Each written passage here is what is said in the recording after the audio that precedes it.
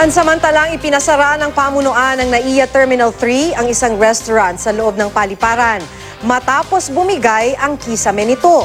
Isang dayuhang pasahero ang nasaktan sa insidente. Natuloy naman ang kanyang biyahe papuntang Amerika matapos mabigyan ng medical assistance.